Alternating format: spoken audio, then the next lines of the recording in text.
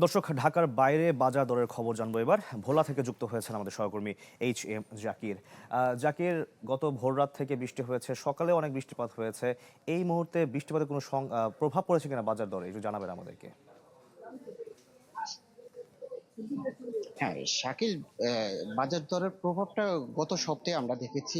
কেননা এর আগে যেরকম সারা দেশব্যাপী বৃষ্টিপাত, ঝড় জলোচ্ছ্বাস সবকিছু হয়েছে, তাতে করে যে ভাবে ফসলের ক্ষতি হয়েছে, সেই দৃষ্টিকোণ থেকে কিন্তু বাজারে ব্যাপক প্রভাব পড়েছে। বাজারে যেরকম একটি প্রভাব দেখেছে, সবকিছুর মূল্য ঊর্ধ্বগতি, কিন্তু এখন বর্তমানে দেখতে পাচ্ছি যে সবকিছুরই অনেকটা নিম্নমুখী। আমরা দেখেছি যে গত সপ্তাহে যে শসার কেজি দেখেছি 120 টাকা করে খুচরা বাজারে বিক্রি করছে, কিন্তু বর্তমানে সেই শসার কেজি দেখতে পাচ্ছি যে 40 টাকা করে বিক্রি করছে। এর বাইরেও যে সকল পটল, ঝিঙ্গা, টমেটো হতে আরম্ভ করে সবকিছু দেখছি যে গেল সপ্তাহের চেয়ে কিছুটা কম রয়েছে। আর যদি আমি একটু মশলার দিক বলতে চাই, সেখানেও আমরা দেখছি যে পেঁয়াজের মূল্য গত সপ্তাহে যা ছিল সেটি একই অবস্থায় রয়েছে, কিন্তু আদার কেজি গেল সপ্তাহে বিক্রি হয়েছে 120 টাকা। ঈদ আসবে, সাথে ক্যাশব্যাকও আসবে। নিজের বা প্রিয়জনের জন্য কেনাকাটায় এবারও নগদ পেমেন্টে পাচ্ছেন দারুণ ক্যাশব্যাক। তাই যাই কিনুন, পেমেন্ট করুন নগদে। এখন সেটি এক লাফে বেড়ে দাঁড়িয়েছে 220 টাকা খুচরা বাজারে বিক্রি হচ্ছে। আমরা একটু সবজির বিষয়টি জানার চেষ্টা করব যে আচ্ছা, এই যে গেল সপ্তাহে সবজি কি দামে বিক্রি হয়েছে, এখন যতটুকু শুনতে পেয়েছি যে কিছুটা কমেছে, কিরকম কমেছে? পটল গত সপ্তাহে 70 টাকা, এখন 60 টাকা চলে।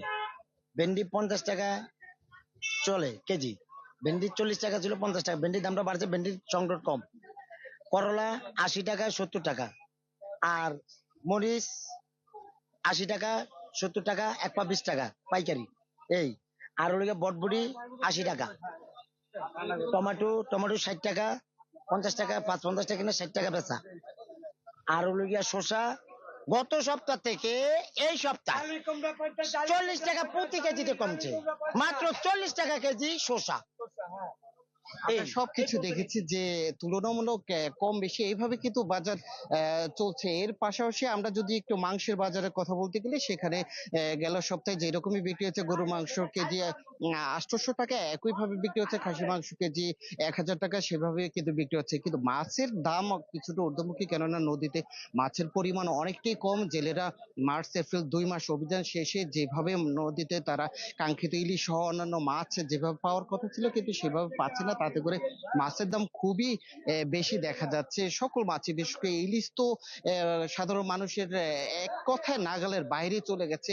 বড় আকৃতির ইলিশ এক একটি হালি প্রতি বিক্রি হচ্ছে 10,000, 12,000, 15,000 এরকম কেটে বিক্রি হচ্ছে। তাছাড়া দেখা যাচ্ছে যে যেভাবে আদার দামটি বেড়েছে, ব্যবসায়ীরা বলছে যে বাইরে থেকে আদা আসার কারণে আমদানি হয়তো একটু কম হওয়ার কারণে আদার দামটি হঠাৎ করে বেড়ে গেছে।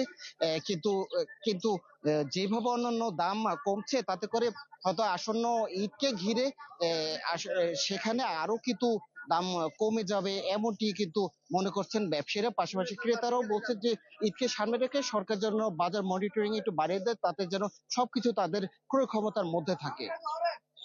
জাকির, ধন্যবাদ আপনাকে। দর্শক, ভোলা থেকে বাজার দরের খবর আমরা এতক্ষণ জানছিলাম।